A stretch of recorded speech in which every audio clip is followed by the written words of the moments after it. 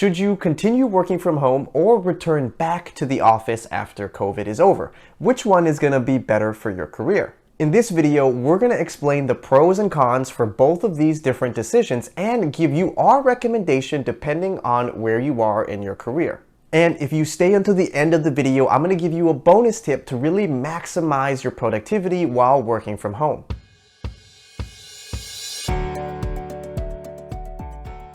One of the silver linings from COVID is that working from home or working remotely has become the new standard.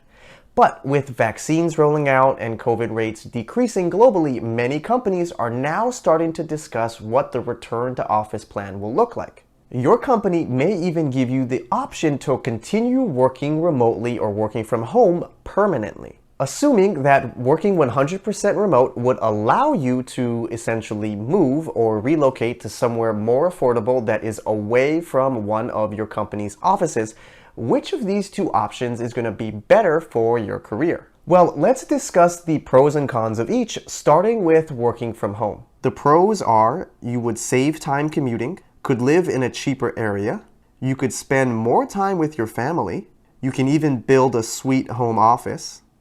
And assuming all companies have a remote option, this would mean you could work for a company that doesn't normally hire where you live. But what are the cons? Well, it's harder to build relationships and network.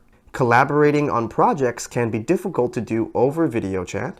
You have limited social interactions other than with your family. Some work from home surveys during COVID even show that you actually work more because there are less boundaries for personal time. And travel would become a requirement for almost all jobs because you'll need to go to the office at least once a quarter for most companies, even if you do work remotely. Okay, but what about if you had to physically go into the office? Well, the pros or cons would essentially be reversed. Now, keep in mind that if your company offers you a hybrid model, that's basically going to have the same pros and cons as physically returning to go to the office. This is basically because you wouldn't get to fully relocate. Sure, you might be able to move slightly farther away from your office because you only need to go there 3 times a week. But now think about it. You're going to really dread 3 days every single week going to work, and you may even end up hating your job. Is it really worth it? So now that you know the pros and cons for both of the different options, which one is going to be best for you? Well, it's going to depend on 2 factors: where you are in your career and the timing. The first factor, where you are in your career. You're going to need to really ask yourself, what is it that you're trying to accomplish right now as your career goal? Are you trying to continue growing in your career, get promoted, and become an executive one day? Or do you want to spend your time right now focusing on raising a family? The trade-off there is that there is a risk that your career growth might be slower. If your career goals fall into that first category, then I truly think that returning back into the office is going to be the best option for you.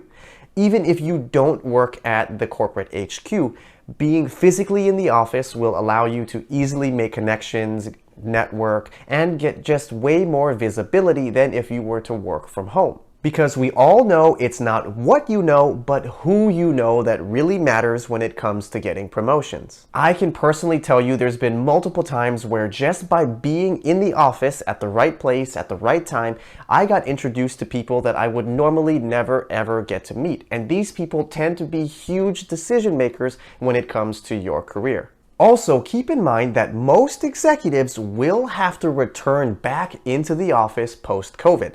So if you're one of the few people who are physically in that office while the executive is there and everyone else is working from home, think about the valuable connections that you can make. Now, the second factor to consider is the timing of your career and your job. For example, did you recently just join a brand new company or join a new team? If so, I do think returning to the office is the best option for you. At least to start. Many work-from-home surveys and studies over the past year have shown that the people who suffered the most negative impacts from working from home were those who recently joined new companies or teams, because it was much harder for them to onboard, get ramped up, and meet powerful decision makers. On the other hand, really tenured employees at companies actually tended to thrive while working from home. This is believed to be because they already have these pre-existing relationships with important decision makers, and they know or have a reputable personal brand that exists already at work. Okay, so now the bonus tip to be extra productive while working from home and not burning out is to make sure that you block personal time off on your calendar. This could be for things as simple as eating lunch, or getting a workout, or just taking your dog for a walk. You're going to want to make sure that you preserve these personal times on your calendar and set boundaries for yourself and your coworkers so you don't burn out. You need to maintain that balance between work and life. Don't let your calendar own you. Instead, you need to be the one to take charge of your calendar, and don't respond to pings that come too late in the evening. I hope this video can help you decide if you should return to the office or continue working from home after COVID is over. In fact, let us know down in the comments what decision you decided to make and why. Thank you all for watching the video. Make sure you drop a like and subscribe for more free weekly career content and advice, and I'll see you in the next video.